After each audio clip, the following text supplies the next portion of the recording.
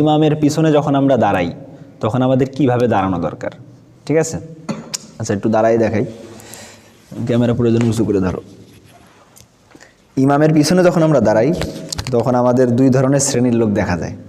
এক শ্রেণী এভাবে দাঁড়ায় থাকে, দেখছেন না? আরেক শ্রেণী এভাবে দাঁড়ায় থাকে।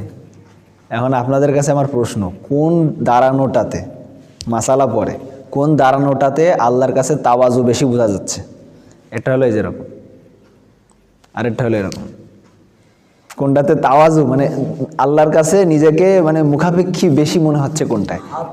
হাত ছেড়ে দিলে মনে হচ্ছে না একদম অসহায়? আল্লাহর কাছে অসহায় লাগতেছে কোনটায়? হাত ছেড়ে দিয়ে যায়। যখন মানুষ একটু ভাবে দাঁড়ায়, দেখবেন বডিগার্ডরা সেরকম পাট নিয়ে দাঁড়ায়।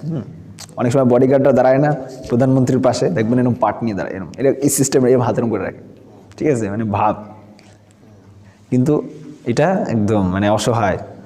মাসালা হলো যে আমাদের হাত ছেড়ে দেওয়াটা হলো সুন্নাত, হাত এরকম বেঁধে রাখা এটা সুন্নত অনুযায়ী দাঁড়ানো হলো না, ঠিক আছে?